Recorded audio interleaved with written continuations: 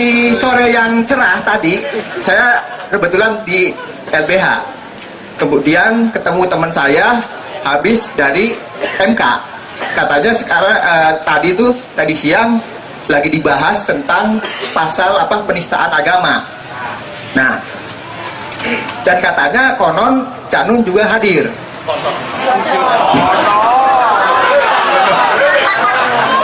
Dan terus terang saja saya merasa tidak sabar untuk mendapatkan penjelasan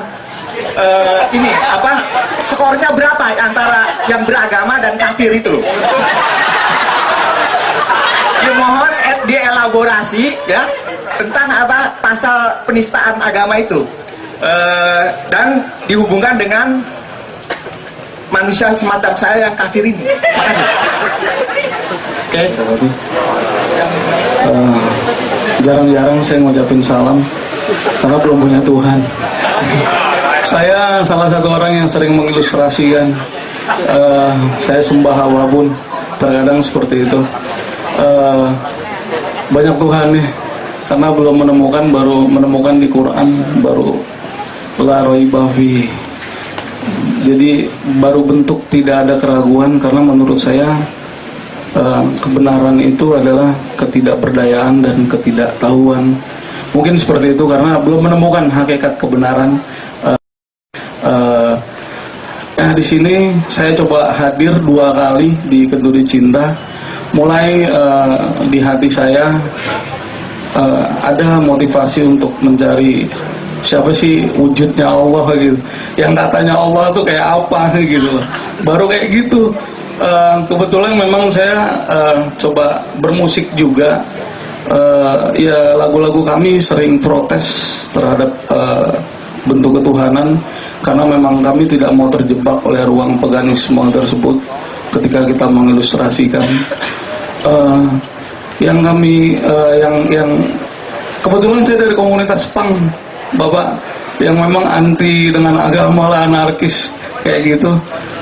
Di sini kami kepengen bahwa punk itu, teman-teman punk atau teman-teman kami yang ada di jalan, mereka coba ditunjukin Tuhan, hakikat Tuhan yang sebenarnya itu, karena kami butuh itu, dan teman-teman kami pun butuh itu, karena kami itu sangat krisis pada saat itu. Mungkin bisa kayak tulisan abang itu kali ya, ateis lah, bodoh dah. Iya, pada intinya saya Dharma Putra, kalau memang saya dijebloskan ke dalam api neraka pun saya siap seperti itu.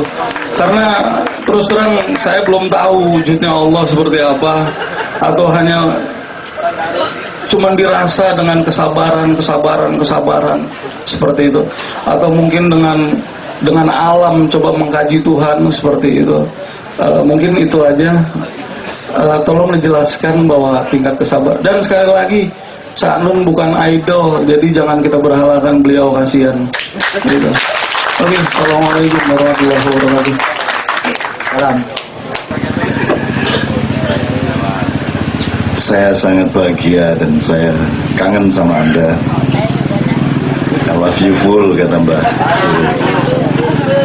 Honda, kata.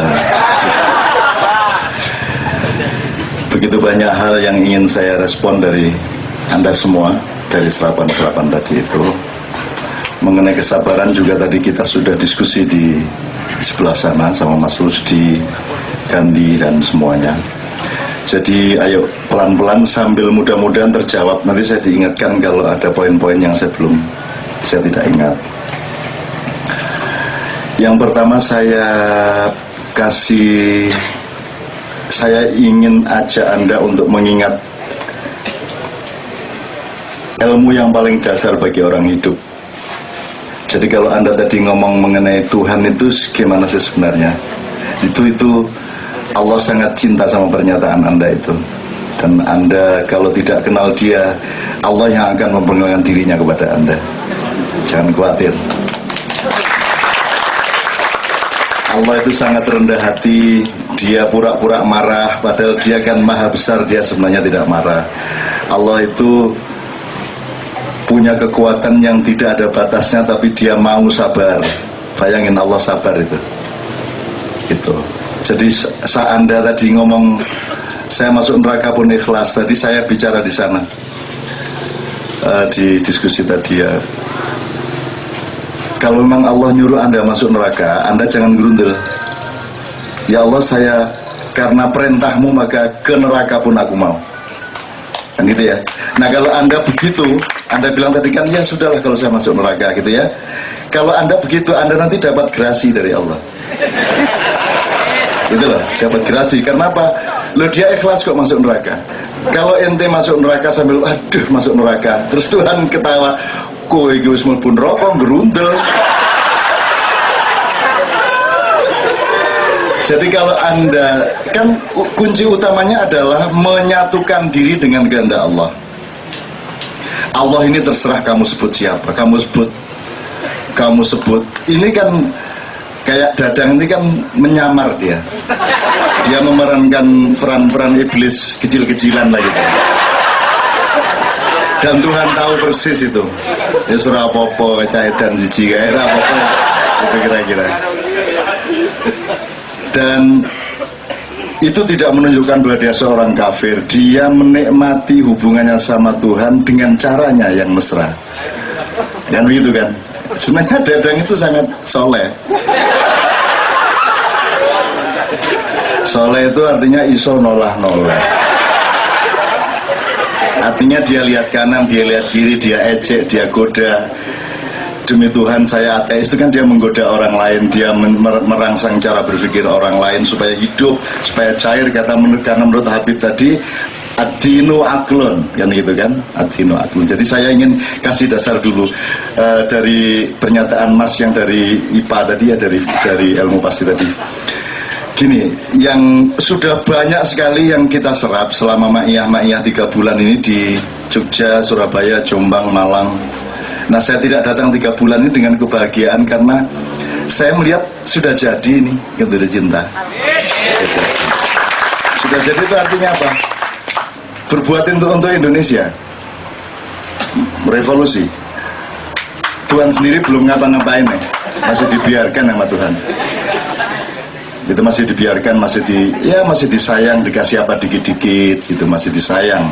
Gitu. Kalau sudah tidak disayang langsung longsornya nggak hanya di Bandung, gitu loh. Jadi masih disayang. Oke. Dan itu berlangsungnya ya Insya Allah 1-3 tahun inilah. Gitu. Kalau enggak ya sabar lagi kok repot. Repisan kok ruwet. Gak masalah, mulai kok repot. Cari ini ahli pluralisme ya. Ya siapa-apa lah. Saya juga tidak usah dikasih toga apapun lah. Saya bukan tokoh pluralisme dan juga bukan tokoh apapun. Saya harus melepas semua atribut-atribut itu karena saya tidak mau dibebani oleh dunia. Karena dunia ini terlalu kecil dan jangan ditaruh di kepala saya. Gitu kan. Dunia hanya di genggaman tangan saya, kadang-kadang tak mainin seperti kelereng kan begitu. Kalau dunia masih besar bagimu, maka engkau belum memiliki kebesaran sejati. Kalau dunia sudah kecil bagimu, ringan, semua itu oke. Ayo wes kan masa karepmu, ayo saya terus ayo. Bongkeng deh kondes, ayo gitu ya. Gitu. Ini soal nanti bahwa kalau dunia sudah kecil bagimu, wa amad dunya saghirah. Ya, ini kok saiki rada dukur ilmune iki. Engko kafir liberal lunga sik. Oke, saya ingin ilmu sederhana. Jadi kalau Anda mau belajar bernegara, bikin kesenian, berkomunikasi, berdagang, itu mata kuliahnya, mata pelajarannya kan ada Visipol, ya toh, fakultasnya ada. Fakultas ekonomi, ada ekonomi perusahaan, ada ekonomi perdagangan, ada ilmu komunikasi, ilmu diplomasi, gitu-gitu ya. Itu namanya muamalah. Jadi semua yang urusan muamalah itu fakultasnya fakultas ilmu sosial.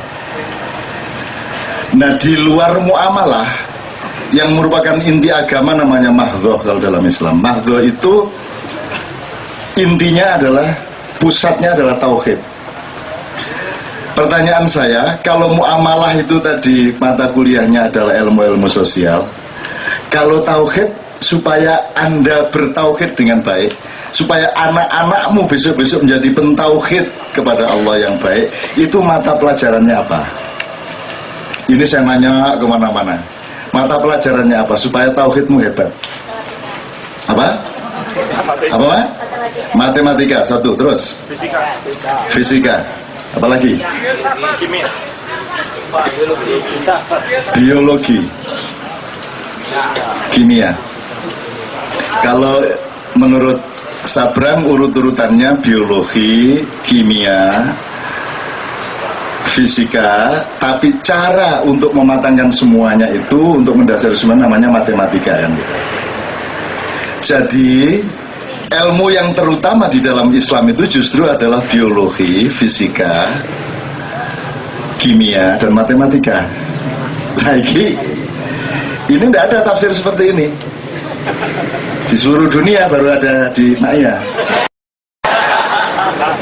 Betul nggak? Nah, ini saya ngomongkan intinya dulu, tapi tolong ini menjadi bahan berpikir saja untuk buka jendela Anda. Ini serius, ini sungguh-sungguh. Anda tidak akan menemukan tauhidmu dengan Tuhan kalau Anda tidak mempelajari 4 itu. Tidak berarti Anda lantas masuk fakultas itu, tidak. Tapi Anda mempelajari fisikanya alam dan dirimu. Anda mempelajari matematikanya kenyataan. Anda mempelajari kimiawinya kebudayaan, kimiawinya tanah, air, dan logam-logam. Kan begitu? Anda mempelajari biologinya, fil afaqi wa fi anfusikum. Kan gitu, fil afaq. Afaq itu jamak dari ufuk. Ufuk itu cakrawala. Jadi ketika Muhammad disuruh Jibril, Iqra, baca. Muhammad menjawab, ma ana biqari, kula mboten saged maos. Iqra ya Muhammad. Ma ana biqari, kata Muhammad, karena dia orang Arab. Sama dengan Habib kita. Coba dia orang Betawi. 3 kali disuruh baca, marah dia. Ini malaikat apa nih? Apaan ini? Ngasih nyuruhin Jawa Timur habis Jawa Timur. Ini malaikat capopo kaya ngene. Ngongkon maca gak ngekeki sing diwaca apa. Nek anjane ngongkon maca nggo buku ta apa ngono lho, komik-komik ta apa ngono lho. Ngongkon maca gak ngekeki buku. Berarti apa yang dibaca? Biologi. Kan gitu? Fisika, kimia, matematika. Kalau kamu sudah akrab dengan itu, baru kamu ilmu sosial. Kan begitu. Kalau kamu menyadari, ya Allah cacing, ya Allah cacing, keluket-keluket, ya Allah gini, ya Allah, terus akhirnya Gusti Allah jos temen aja nih, gitu kan. Ndelok cacing dok jos, ndelok untu, ya Allah untuku jos temen, ngoyo ya Allah, wih enak ya Allah, ya enak ngoyo nih, ya Allah, niku ngoyo dok niku enak. Kadek jadwal niku sing nyekel sampean dhewe. Jadwal ngoyo niku Menteri Koordinator Menko Kesrai lho gak iso jadwal ngoyoe wong gak iso. Jadi pedoman pertama itu tadi ya. Oke, sekarang bagaimana saya ngomong kesabaran dulu sebagaimana yang sudah dibicarakan, atau komprehensif saja sekalian menjawab teman-teman tadi gitu ya. Komprehensif aja. Jadi sekarang gini aja, kita terminologi saja. Ada katakanlah ada subbab kesabaran dan Allah, kesabaran dan teknologi, kesabaran dan ilmu. Kita ambil 3 aja. Yang paling akrab sama Anda teknologi aja. Saya tanya Gandhi, mana Gandhi? Gandhi dulu kita kan, kalau sekarang komputer sudah sampai tingkat yang luar biasa. Sekarang itu RAM. Oke, hard disk sekarang untuk operating sistemnya berapa? Rata-rata yang paling canggih berapa? Mac.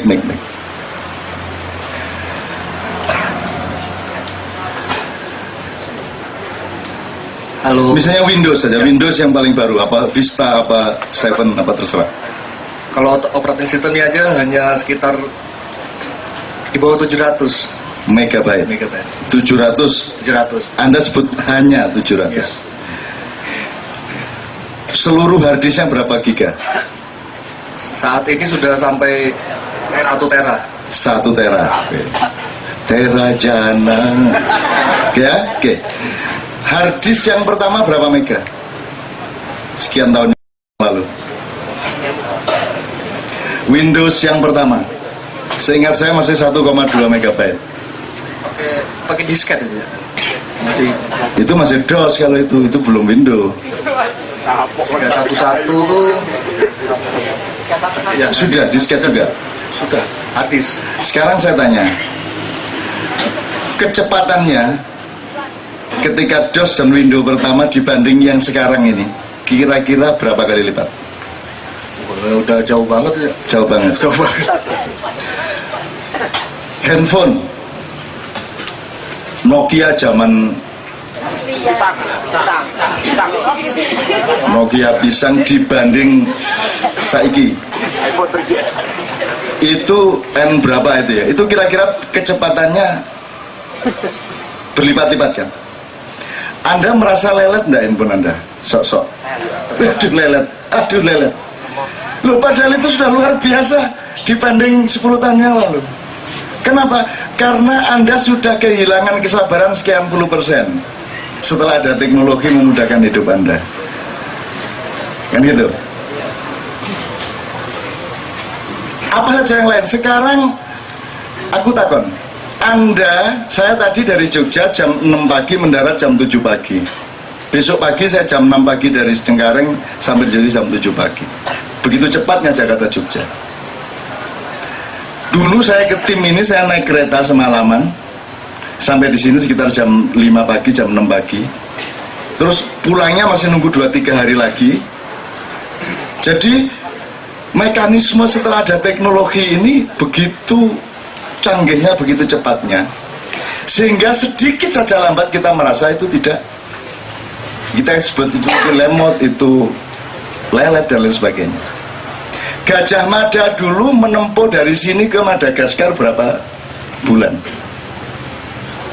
Dari sini sampai Ethiopia, sampai Jerman, Gajah Mada dulu menguasai sepertiga dunia. Minggu. Pencapaian Anda sama SBY sama Gajah Mada hebat mana? Jadi kalau kita ngomong kesabaran teman-teman sekalian, semakin instan semakin teknologi membuat kita instan, semakin kita kehilangan energi kesabaran. Nah sekarang kesabaran itu energi atau frekuensi atau apa, nanti tolong dirumuskan sama Sabran kalau dia datang. Karena semua itu sebenarnya energi. Nah kesabaran adalah salah satu satuan energi.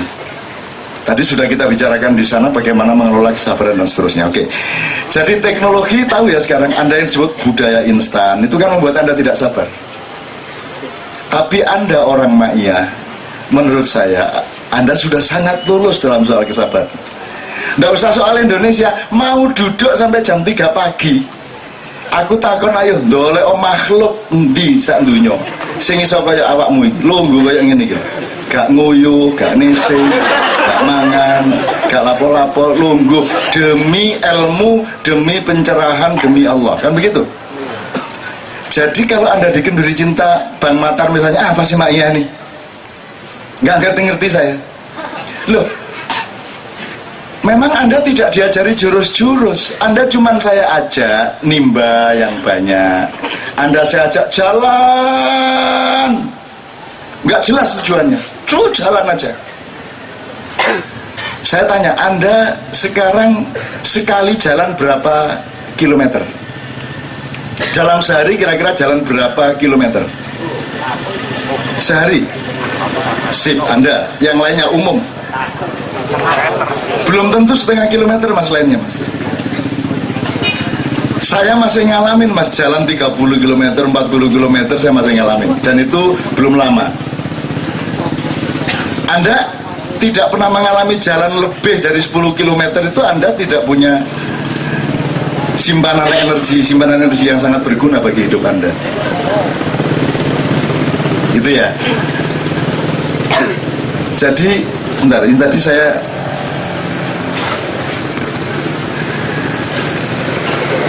setelah teknologi, kesabaran dan teknologi, kemudian benar, saya switch ke Nabi Musa dulu. Nabi Musa itu tidak lulus kesabaran, Anda sudah lulus loh malahan.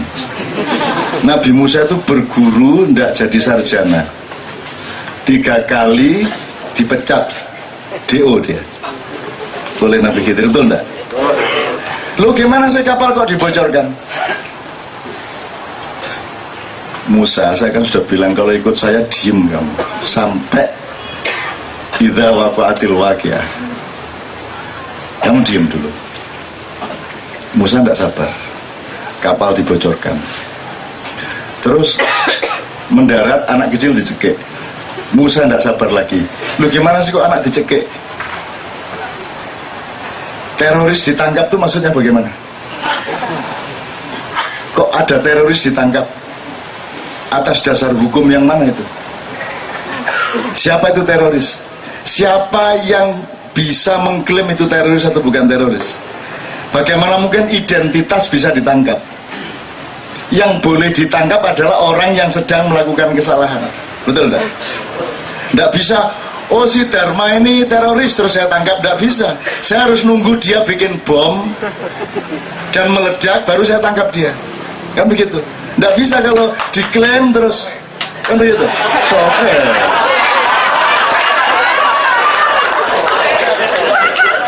Dulmaten itu cuman karena dia merasa terancam, karena dia juga memang melakukan kesalahan-kesalahan tertentu, dia merasa terancam, dia jaga-jaga dong.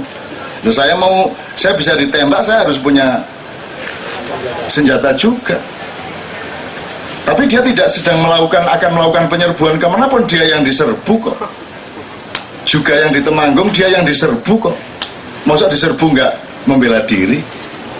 Tentu saja ketika kemudian tembak-tembakan, itu yang satu menyerbu, yang satu membela diri, kan begitu.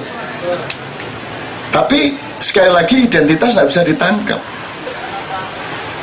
Hanya karena kita mengira, oh dia kafir, terus kita tangkap. Nggak bisa. Kita harus menunggu kekufurannya berlangsung, baru kita tangkap, kan begitu. Tolong diingat ya, Allah tidak melarang kamu punya niat jelek. Jelas Ustaz?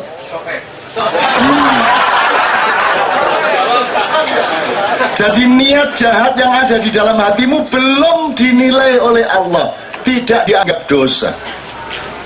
Tapi kalau engkau melakukannya benar-benar baru 1 dosa. Tapi kalau engkau punya niat baik, baru niat sudah punya nilai +1. Begitu kamu melakukan kebaikan itu mendapat 2. Loh, enaknya kayak ngono. Lah kok negara wani-wani ngelancangi Gusti Allah? Lah kok dicekek anak kecil itu oleh Nabi Khidir, kan gitu kan? Musa tidak sabar, pecat dia. Adegan ketiga mendirikan menegakkan pagar rumah itu. Jadi dia tidak sabar. Nah sekarang saya bertanya sama Anda, Anda tadi mengatakan Cak Nun itu paling sabar kan itu. Sampai di mana batas kesabaran? Ada apa namanya tadi? Ada batasnya apa tidak kesabaran? Ada batasnya. Tapi yang bilang ada batasnya Tuhan. Tapi pada manusia tidak ada batasnya. Ya ndak ada batasnya. Ya pokoknya bojomu turonono terus, mbok kapan metenge turonono terus. Gak dadi meneh, turone meneh, gak dadi meneh, turone meneh gitu. Tancep terus.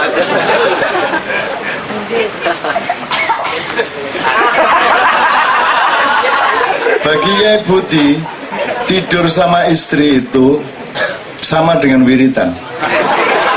Gede-gede gini. Liko irop. Jadi karo nggarap bojone karo ngene iki. Boleh ndak itu? Saya ingat cerita lama dulu, Rasulullah itu kan jengkel.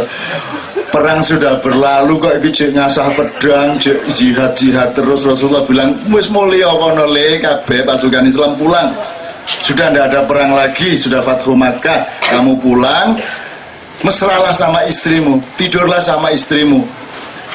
Tidur sama istri 1 kali dengan kasih sayang sama dengan membunuh 70 orang kafir. Kan gitu kan? Lu 70 lho, Rek. Akhirnya ya ibu pulang, Dek. Maunya saya bunuhkan kafir 70 apa 210?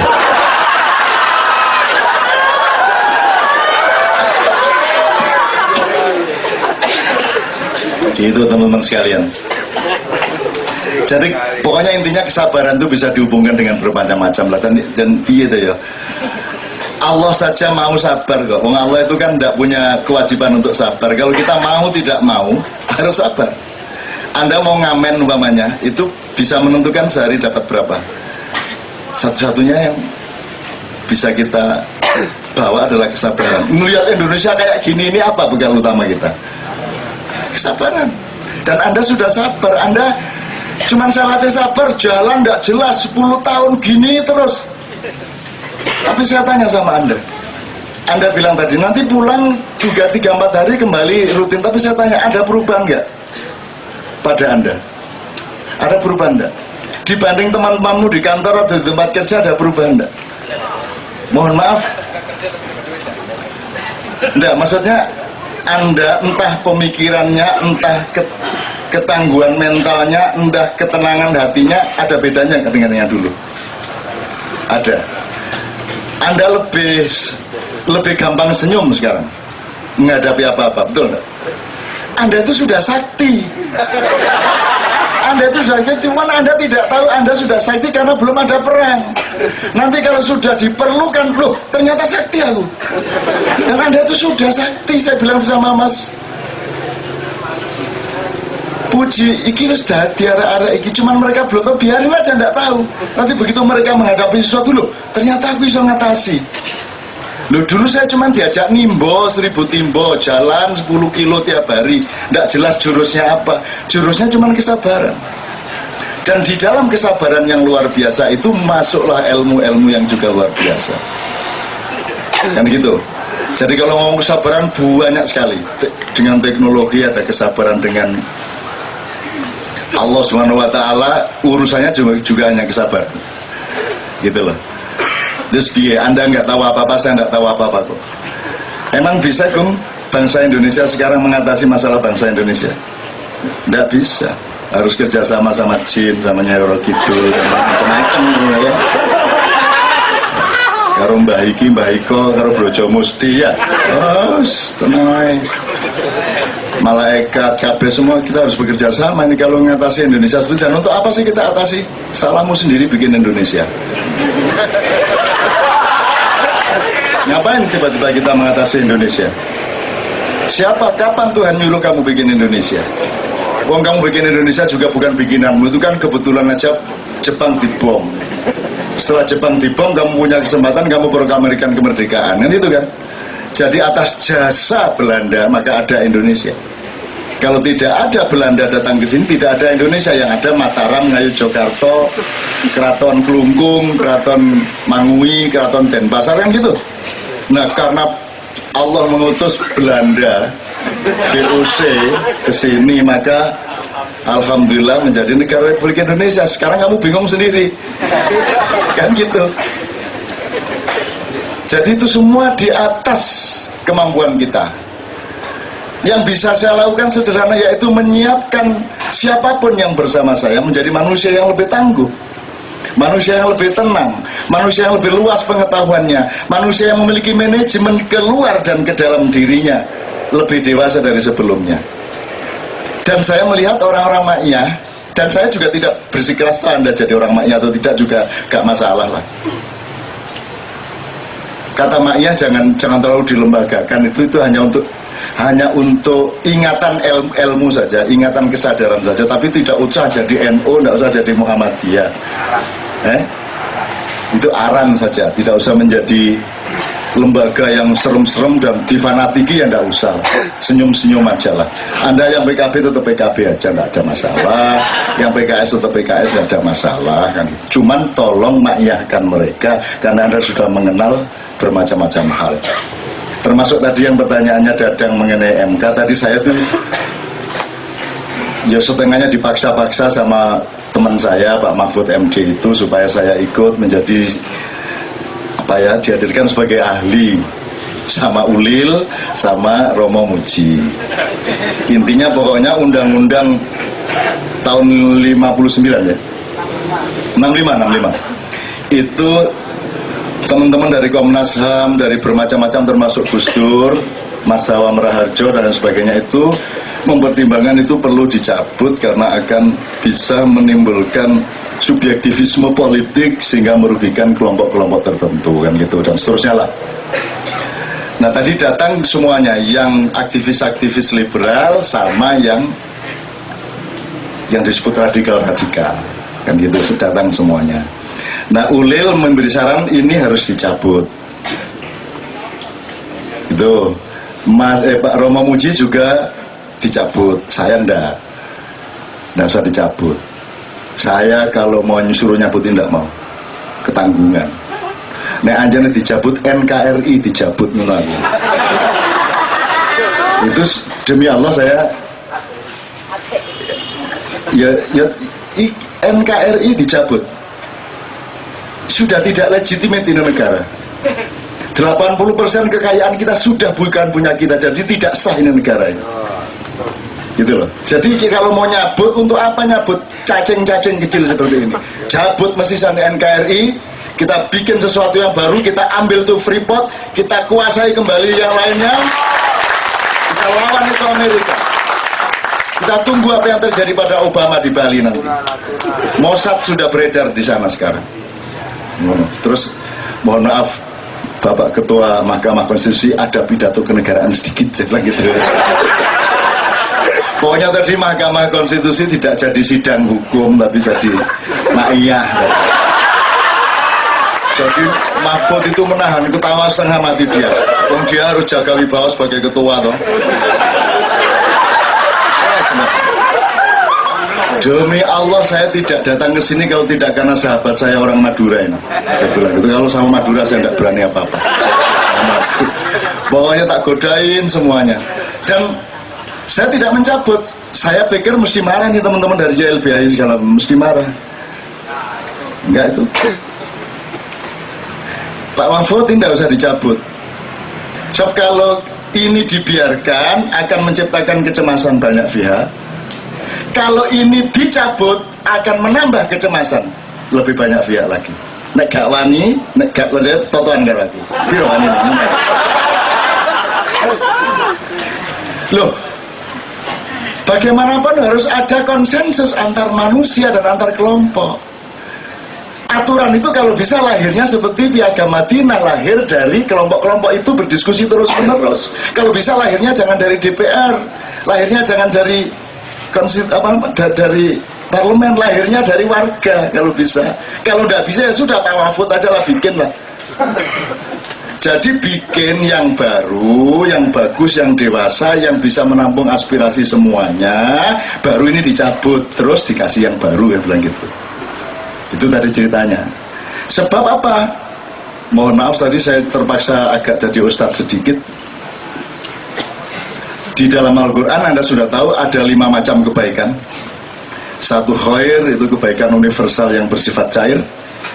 Yang kedua ma'ruf, kebaikan yang sudah disimulasikan dan didiskusikan untuk menjadi norma hukum. Itu namanya ma'ruf. Jadi KUHP itu ma'ruf. Jadi tugas ulama bukan amar ma'ruf nahi mungkar. Karena amar ma'ruf itu tugas pemerintah, tugas umara. Nahi mungkar tugas semuanya. Kalau tugas ulama adalah dakwah khair. Loh, kalau mau pakai epistemologi Al-Quran, menurut saya seperti itu. Meskipun menurut orang lain boleh tidak seperti itu. Terus ada kebaikan yang namanya bir. Al-birru manittaqo. predikatnya jadi mabrur, jadi dari kata bir menjadi mabrur. Nah, mabrur ini satu kebaikan yang sifatnya linking up vertikal, dicapai secara spiritual oleh setiap orang, sehingga yang mendapatkan gelar mabrur hanya haji. Tidak ada ketua Mahkamah Konstitusi mabrur, tidak ada. Presiden mabrur tidak ada, pedagang mabrur tidak ada, kiai mabrur tidak ada. Yang ada haji mabrur, karena dia spesial. Terus ada lagi kebaikan yang namanya ihsan. Ihsan itu kebaikan yang tidak boleh dijadikan aturan. Kebaikan yang harus lahir dari nurani dan tasamuh atau toleransi setiap orang. Ada orang tidak makan, Anda tidak wajib memberi dia makan menurut hukum negara, tapi Anda mau memberinya makan, berarti Anda punya ihsan. Kan begitu? Anda tidak harus membayar apa-apa, tapi Anda mau membayar untuk kemaslahatan, maka Anda punya ihsan. Nah, ihsan ini lahir dari kesadaran spiritual dan moral dari setiap orang. Nah, yang kelima, soleh. Soleh itu juga baik. Soleh adalah kebaikan yang sudah dihitung seluruh kemungkinan sosial dan dialektikanya, sehingga ketika sebuah peraturan diterapkan, dia sudah sangat minimal mudorotnya. Semakin besar mudorotnya, semakin rendah kesolehannya. Semakin kecil mudorotnya, semakin tinggi kesolehannya. Kalau masih ada orang yang merasa terancam, berarti belum soleh. Nah, pasal ini, aturan Perpu tahun 65 ini belum soleh, karena hari ini terbukti kita bertemu dengan orang-orang yang merasa terancam. Maka kita harus mensolehkan aturan ini. Tidak usah dicabut, tapi disolehkan. Nah, itu tadi saran saya. Akhirnya kedua belah pihak alhamdulillah terima kasih gitu. Jadi teman-teman YLBHI, Komnas HAM segala macam juga terima kasih, terutama karena saya mengatakan ini aturan belum soleh. Maksud saya belum pernah ke warungnya Pak Soleh. Itu ya. Kira-kira seperti itu. Tidak mudah, Dadang, tidak mudah. Sidang seperti itu ngomong harus formal, hanya 15 menit, tapi harus merangkum seluruh masalah. Tidak mudah, apalagi untuk mendamaikan dan mencari titik tengah seperti itu. Tapi alhamdulillah Allah membimbing, sehingga tadi semuanya matur nuwun gitu loh. Sampai saya bingung, mestinya karena saya nggak menyarankan dicabut, mestinya saya dimarahi dong sama YLBHI, tapi enggak loh tadi. Setahu saya, yang saya alami tidak. Mereka, saya malah ketemu mereka habis itu banyak sekali dan mereka terima kasih. Bukan saya senang diterima kasih, tapi bahwa kita mencoba menerapkan ma'iyah itu di setiap masalah-masalah, dan ternyata semuanya oke. Meskipun kemudian masih ada di luar sidang itu kemudian ulil lewat, dajjal. Lucu ono sing ngono, halal darahnya. Ngono terus aku gak ngerti toh kalau ada gitu-gitu. Aku takon sapa sing diarani dajjal. Ulil takku. Ulil cak temen aku. Ayo aku ngono, ayo aku dajjal. Ayo sapa sing ngomong aku dajjal? Anjir iya, ayo lapor kon. Kayak terus aku dajjal. Ngono nek aku dikon dajjal. Kayak terus kon, terlambat kon. Aku ket awal lahir wis dajjal. Siungan aku biyen. Iku dawa.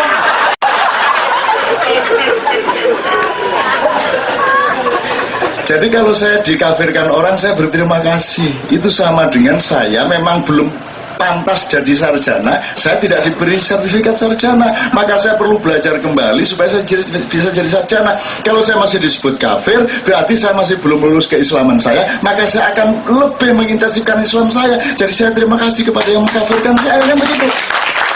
Matur nuwun saya. Terus, ya tapi kan nggak boleh dong mengaku dirinya kafir loh. Di mana-mana orang cantik itu nggak pernah saya cantik loh. Nggak ono. Itu jenenge kemayu. Orang ganteng bagus, aku bagus loh. Orang aku gembagus. Gitu. Ada orang, sorry ya jangan marah, aku iki wong soleh loh. Orang ngomong ngono. Nek ana ngomong dugangen ya gitu. Jadi saya disuruh menyebut diriku saleh begitu. Enggak dong, aku menyebut aku kafir. Semua nabi-nabi memberi pelajaran kepada kita. Ini kuntu minadz zalimin. Tidak ada nabi mengatakan ini minas sholihin. Gak ono. Sobirin ono. Innallaha ma'as-sabirin. Pada suatu pagi waktu ujian SMA, saya dapat berita sobirin tidak bisa ikut ujian. Keceblung sumur. Wah, kita lari dekat Nirto Prajan. Eling tau gue, Nirto Prajan. Wah, kita lari ke sana. Wah, kita ambil sobirin pakai tali itu. Begitu sampai di atas sumur, dia sudah setengah pingsan. Innallaha ma'as-sabirin. Tuhan benar-benar bersama sobirin. Loh, apa Allah kita sakiti dengan pemikiran-pemikiran seperti itu? Apakah Allah senang kita mengumumkan kebaikan kita? Ataukah Allah mengajarkan kita berendah hati, merasa jelek atau merasa baik? Yang baik merasa jelek dong. Ya biar tuh. Sorry aku soleh.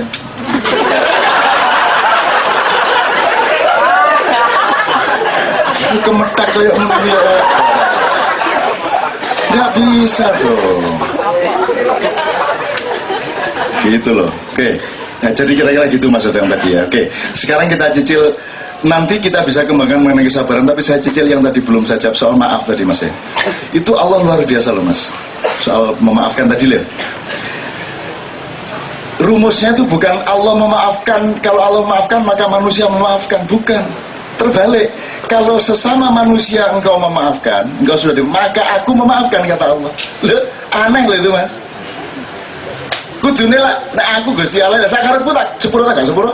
Kok ruwet kan? Ngono nah aku Gusti Allah. Ini Allah ini aneh.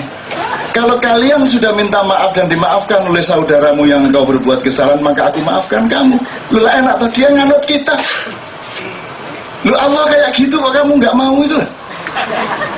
Allah itu enaknya luar biasa.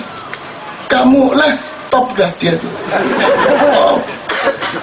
Cuman dia mau ngasih rezeki kamu, dia ragu-ragu kan, dia agak anu ya sama saya.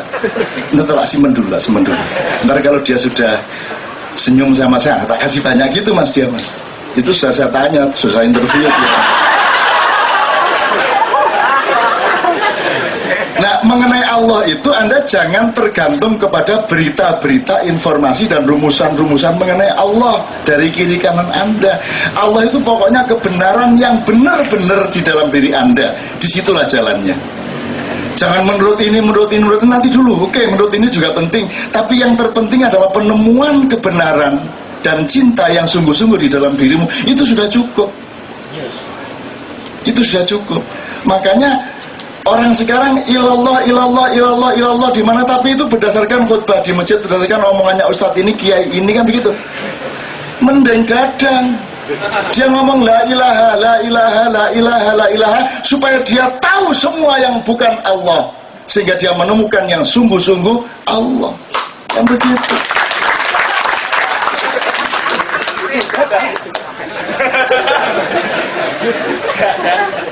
Untuk referensi, Sokeh itu nama seorang kiai, itu gurunya Mbahnya Gus Dur. Mbahnya Gus Dur itu Hadratus Syekh Hasyim Asy'ari, itu punya kiai namanya Kiai Sokeh di Tambak Beras, jenenge pesantren Selawe. Selawe itu 25, jadi santrinya hanya 25, salah satunya adalah Mbahnya Gus Dur ini, kan gitu. Nah, Kiai Sokeh ini turunan ke-9 dari Pangeran Benowo. Pangeran Benowo ini dulu setelah kecewa sama konflik-konflik politik di Pajang, dia mengembara ke barat, balik ke timur, kemudian hidup di masa tuanya di Jombang dan kuburannya ada di Wonosalam. Dari situlah garis keilmuannya ke Hadratus Syekh, kan gitu. Nah, ini sekedar untuk referensi. Saya mengerti apa yang Anda bicarakan tadi mengenai tokoh pluralis, tapi suka apa-apa lah Mas, suka masalah lah. Sudah ambil sana dunia, ambil semua gelar untukmu. Aku tidak punya gelar apa-apa. Karena kalau manusia sudah memberiku gelar, nanti Allah akan mengurangi gelarnya untukku, kan begitu. Ngono caranya Mas. Itu caranya menghibur kalau balik gelar ini ya. Oh, gitu kok ruwet.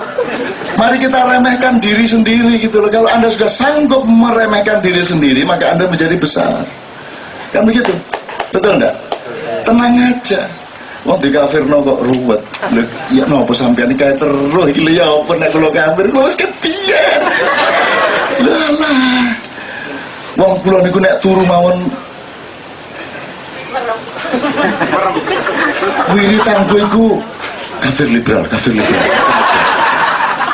Liberal wiritanku. Teman-teman sekalian, saya mencintai semua teman-teman itu, jangan lupa. Dan saya sangat senang kalau semua teman-teman itu datang ke sini. Dan tidak akan kita hina siapapun di sini, betul nggak? Kita akan pahami mereka, kita akan berapresiasi mereka. Kita nggak tanya, kamu sudah sholat belum? Nggak. Kita paling tanya, sudah minum belum? Betul nggak? Itu nanyanya. Saya kalau sudah dulu dalam masa muda depan karo panitia model Cina di Jawa Timur panitia ini, cak wis mangan, cak. Begitu datang turun bis wis mangan. Ayo ndelok rawon tak pecel. Itu Jawa Timur. Tapi tenang Bogor, Bandung aja sudah sholat, cak. Jadi aku mulai sing metu kene duduk barang api. Ya, cuk durung takon sembayang barang. Kita ngoten. Nah aku takkan wis mangancak dalam keadaan kita lapar haus ditanya makan, maka kita harus bersyukur pada Allah, terus si aku tak sembahyang gitu tak. Tapi nek teko dok tidak bisa sembahyang. Jancuk gak ngekeki ngombe nagih sembahyang. Kok niku apane Gusti Allah ponakane ta yo. Ngono lho nek dia. Mbok percaya sama orang lain, mbok percaya bahwa Anda itu akan sholat, itu kan Anda sudah dewasa, kita semua sudah dewasa, itu urusan Anda sama Allah, maksudnya Anda jalankan, mbok kita saling percaya, tidak usah kita ikut nagih gitu loh. Betul enggak? Tidak usah ikut nagih, saya percaya sama Anda. Kalau dasarnya menyebarkan Islam dari ketidakpercayaan kepada orang lain, bukan Islam yang kita sebarkan. Kan gitu. Dan Islam itu bukan lembaga. Tidak ada organisasi Islam. Islam itu rohani. Lembaganya NU, Muhammadiyah, PKS, itu lembaganya. Islamnya tidak ada kok. Organisasi Islam tidak ada. Oh, partai politik ya.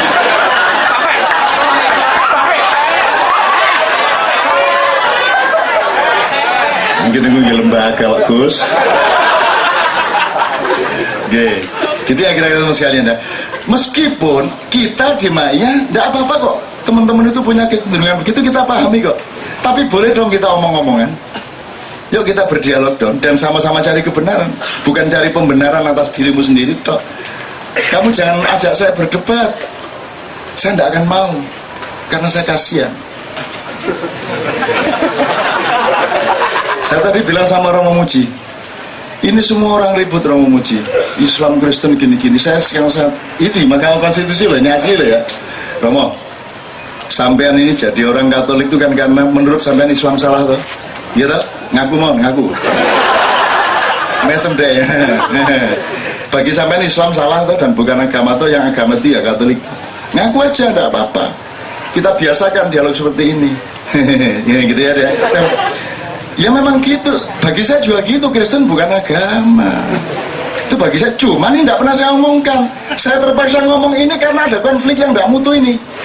Terpaksa aku ngomong. 99% pendapat saya tidak saya omongkan. Itulah kunci kesabaran hidup. Itulah kunci untuk menjaga perdamaian hidup. Masa ana arek elek kene ku pengen ngomong kon kok rada pedot kon. Kenapa itu tidak kita tahan? Semakin Anda bersabar, semakin Anda menciptakan kemaslahatan, kan begitu. Gimana sih? Masa semua pendapat kita omongkan? Apalagi mengklaim orang lain salah dan mengklaim diri sendiri benar, kan begitu. Itu saya punya pendapat sangat banyak mengenai SBY dan saya tidak pernah ngomong. Sebelum saya yakini bahwa kalau saya ngomong akan berakibat soleh gitu. Kalau kira-kira saya ngomong nanti efeknya bukan kesolehan, untuk apa saya ngomong? Mending saya simpen atau saya kembalikan kepada Allah. Begitu juga mengenai Kristen, saya nggak ngomong dong, itu istrimu kok. Islam istriku, Kristen istrimu. Itu auratmu, ini auratku, nggak usah dibandingkan. Apa mana dijol-jolno, ngawur aja. Gitu loh. Di Belanda saya ngajarin pastor-pastor sama pendeta itu begitu, udah pakai metode istri aja. Maksudnya istri apa lo? Agama itu istri. gitu loh. Artinya tidak usah kita perbandingkan antara yang mana yang lebih cantik, bahwa istriku ini lebih anu loh daripada istrimu loh, ya tidak usah ngono lah, gitu loh. Dan kita juga tidak mempersoalkan kamu nikah apa tidak, tidak usah. Terus bapak-bapak deh gak nikah. Kalaupun kita akan perbaiki, ada jalannya, bil hikmah wal mau'izatil hasanah wajatilum bilati yasan. Jangan Cak Nur Kholis Majid ngeledak lumpuh terus kita datangi Cak Nur. Ini laknat Allah ini. Kalau sampean sekarang insaf bertobat, insya Allah sembuh. Ya Allah, nak wong loro tiga nek ngene. Itu terjadi benar. Cak Nur lumpuh gini nih. Ini karena laknat Allah ini. Karena Cak Nur ngomong mengenai sekularisme. Lho ana wong loro, aku iki kucing loro gak tega tane. Ana wong loro tiga nek ngono. Ini loh teman-teman, ini membela Islam, mengembangkan Islam, tapi betul-betul tidak memiliki akhlak kemanusiaan di antara mereka. Piye ta iki aku ora paham. Masa ada orang, dajjal, kamu dajjal. Lho kan? Piye ta? Aku yang ngerti nek aku caleng nek aku meneng wae.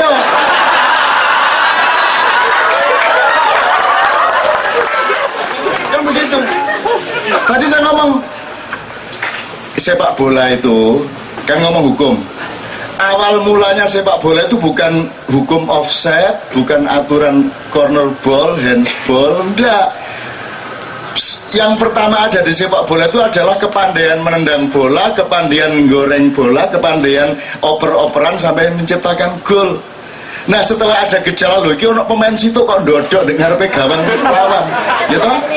Ya toh, ndodok iki gawang lawan nek ndodok kene ngenteni batu ngono. Lah kok enak iki ndodok ndek kene, akhirnya dikai garis.